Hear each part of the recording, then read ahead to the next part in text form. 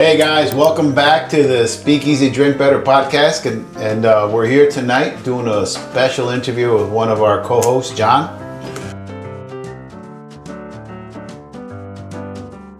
Welcome you back to the Speakeasy, the B Bar here in Morristown, and as always, we're here trying to get you guys educated on beer, spirits, wine, whatever floats your boat. Yeah. But today we kind of wanted to do a little bit spotlight on John. John brings a lot to the podcast. You guys have been listening to him.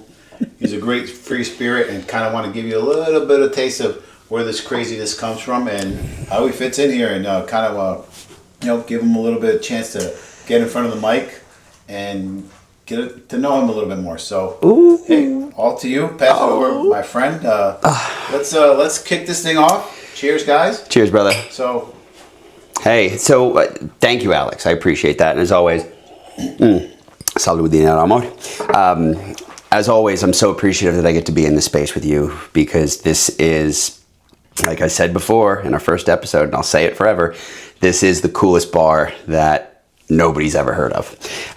But I think that for me, what made this so great of an experience, and not only that, but a great opportunity for me to come in here and do this with you guys. Not only are you my friends, but we're kindred spirits, right? We love the same thing, right? We love experience. We love cocktails. We love being with the people that we love. We love experiencing the things that, this industry, this world has to offer. And for me, after working for a decade in this industry, I've got a lot to talk about, right? And I'm not full-time anymore, working in stores or selling. So I get to devote all of my spare time to doing this.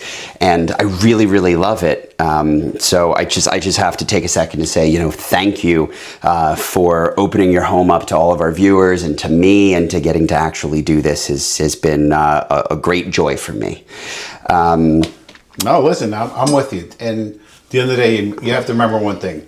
This space was created for that. For, kind of education and also sharing and good moments and kind of the space to build the camaraderie and have those friendships. And, it's a free space. It's a very open space. So at the end of the day, this is what you want to create. But before we get into all this stuff. Tell me. John, I'm asking you, listen, who are you? Where did this plant come from, and how did these crazy branches come out of you? Listen. Let people understand who John is, and before we get into the talk about the spirits and everything else and the connection, who are you? Where does this come from? I'm a very passionate human being. My mother would say that I'm very special, but I think. There you go. But I would say that, curiosity was a thing for me from a very young age, right? Whether it was getting into martial arts or getting into music or, getting into, I was in the Boy Scouts. I did a lot of different things, and I have ADHD, right? So my mom put me in a lot of stuff to get me kind of moving and get me going. And then as I started to get older, I realized that I had some agency to be able to choose the things that I like to do. And honestly, I didn't really know.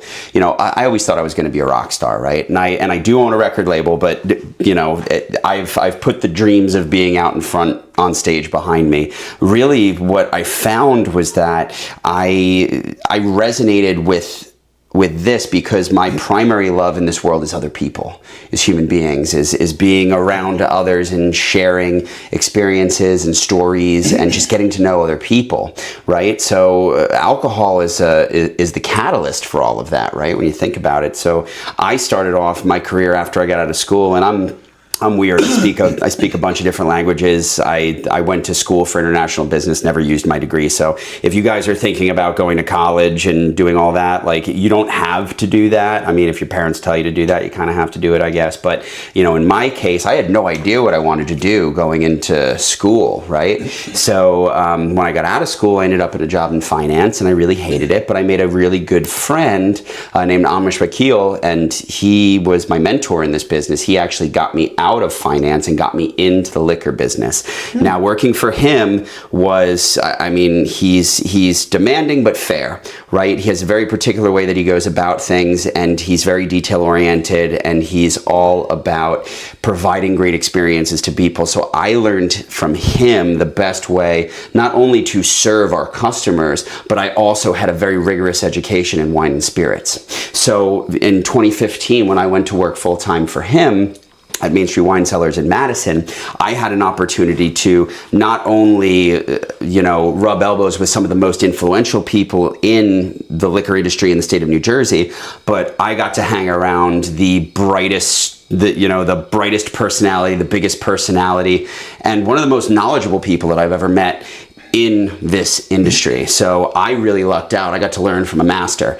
And what was really cool about that experience is that I also learned what it meant to give people experiences in wine, beer, and spirits. So for me, my first love, and this is going to seem really out of the left field, but my first love was actually craft beer. Yeah. And, still, I'm a certified beer server through the Cicerone program. I really love everything about, I think it's really a testament to how popular it was getting, and I was in it beforehand, and I understood the popularity and where it was going.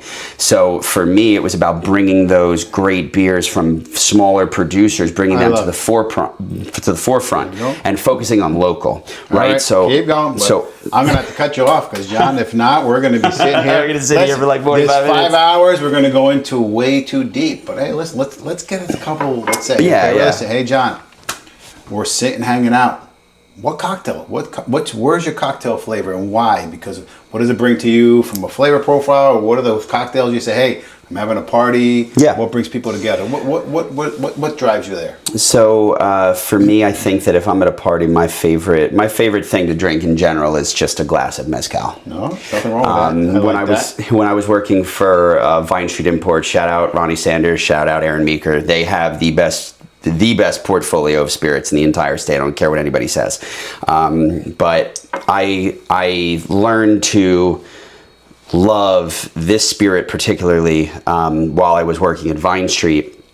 But if I'm going to be at a party, if I'm going to be hanging out, if I'm getting it going, I really enjoy beer still, and I love having a good selection of that. I mean, people today will drink High Noons, they'll drink, what's out now. I mean, you've got the craziest thing is like alcoholic lemonade and iced tea, right? So Surfsides have completely taken over. Cocktails in a can. For me, though, I still believe that beer is the communal beverage. But if I'm going to drink a cocktail, like I said, for me, my favorite cocktail is just a glass of mezcal. But if I had to choose, I really, really love the classic four-parter, the Naked and Famous. Now, but I'm with you. Keep going. Keep going. But I think to me, it's also about what you prepare.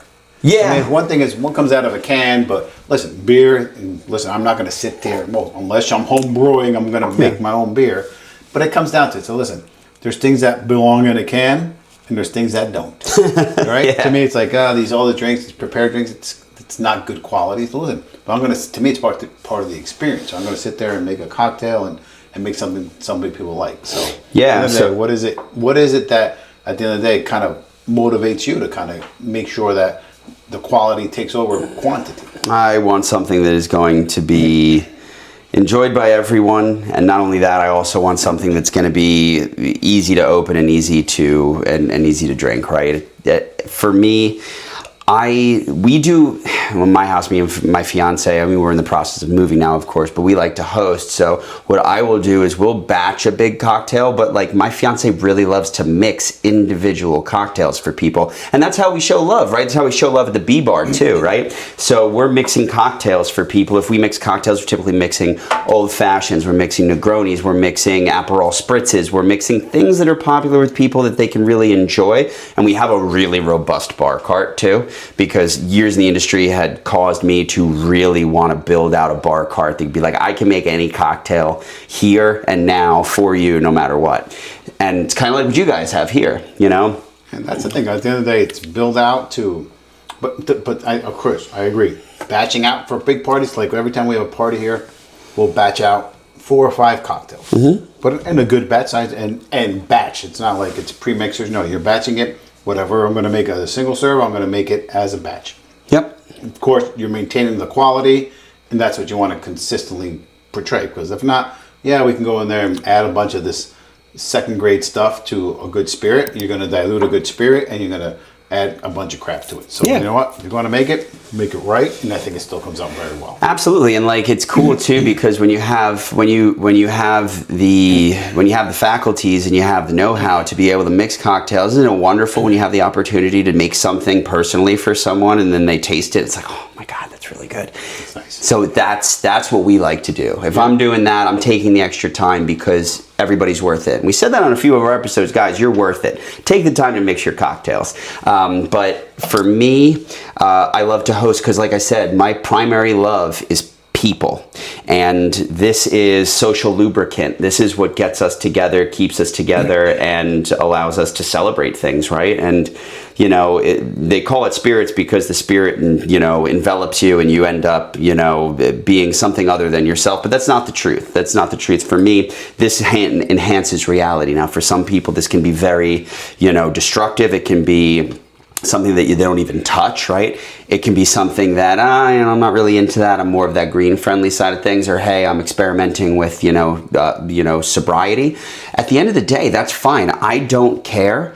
I want to be around people. So if people are drinking mocktails, I'm making mocktails for people. Anytime we have friends over that aren't currently drinking, I make sure that I have a mocktail prepared for them. I have something fun and interesting that they're going to be able to really enjoy. And I'm taking that time to think about them, right? Because not only we're doing this for ourselves, but we're doing it for everyone around us. Agreed. But so as we get into this, yeah, let's see where are we going next? You know, you came on the podcast. We've been kind of getting this going.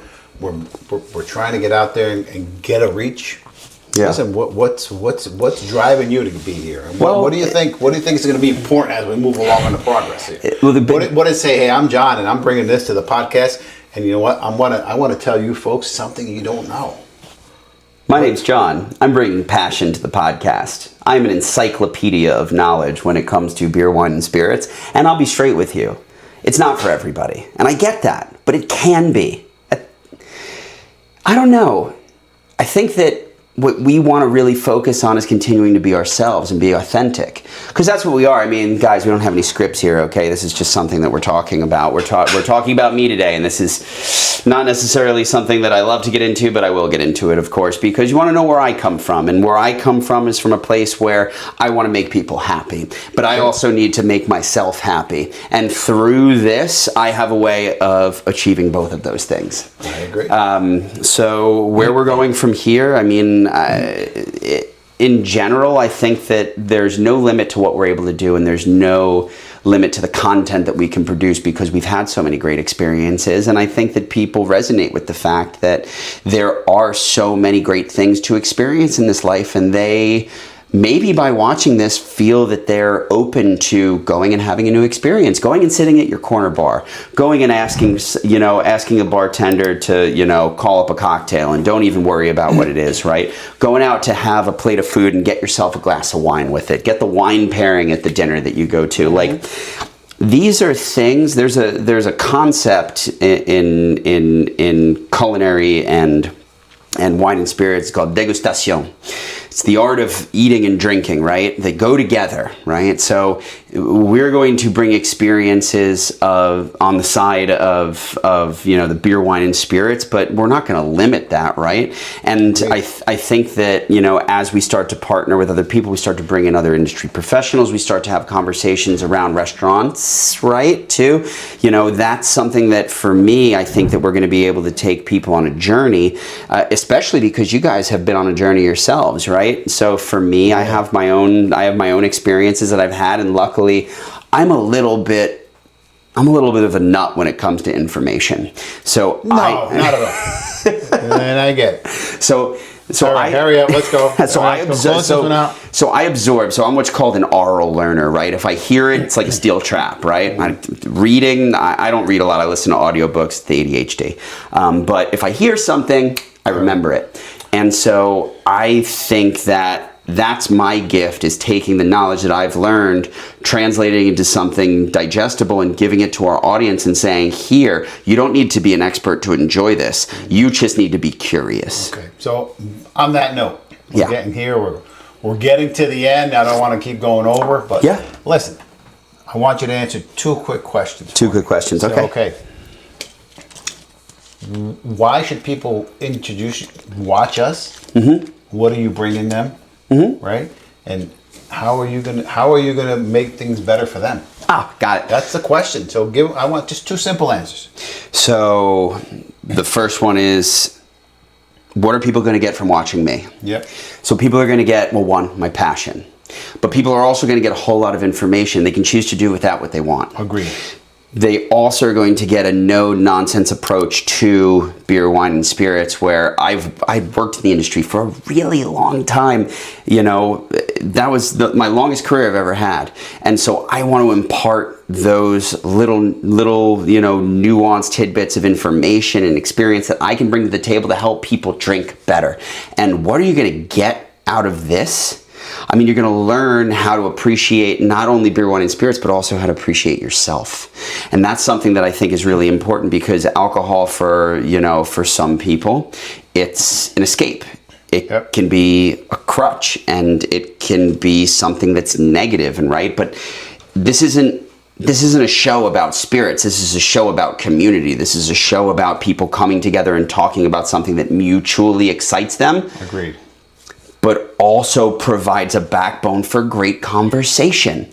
So for me, you're going to get a great experience. I love it. All right, guys. So there's a little bit about John. Kind of, all in a short 15, 20-minute episode here. Yeah, condense a little bit. A lot. It's like, a lot in a little bag, but you know what? We'll make it work. Mm-hmm. I want to kind of give you guys always, remember, listen, we're here for just to kind of express some great experiences, some great appreciation of what's going on. Yeah, appreciate. Appreciate what you got. Stay humble. That's my number one motto. But at the end of the day, spending time with friends and family, and incorporating all this great spirit world that we've got around us into our daily lives, and kind of making it fun and understanding it and exploring it. So at the end of the day, guys, thank you so much for joining us. Don't forget, thank you. Subscribe to the page, pass it out to your friends, family. Do. Listen, we're here for you. If it ain't for you, we ain't gonna get any better or gonna improve. So as always, thank you to John for giving us a little bit of more insight into who this craziness here is. And if you guys have any more questions, leave them in the comments. If you have questions about, experience working in the industry, or, my favorite mezcals, because I have a lot of them, and we'll get into those at some point. Or, just tips and tricks for buying better too. Not just drinking better, but also buying better. I mean, leave it in the comments. Let us know. That's a good one. Buying better. I love the buying better, because listen, it's not about buying expensive. It's about buying smart. Yeah, it's knowing the quality. It's having the inside scoop. So listen, guys, we're here for you. We're here to support you. Support us. We'll give you as much information as we can. Listen, get the insider line from us as best as we can as we get them. Mm-hmm. And you know what? As always, drink better responsibly. You got it. Thank you, guys. Have a good night. Peace. Cheers.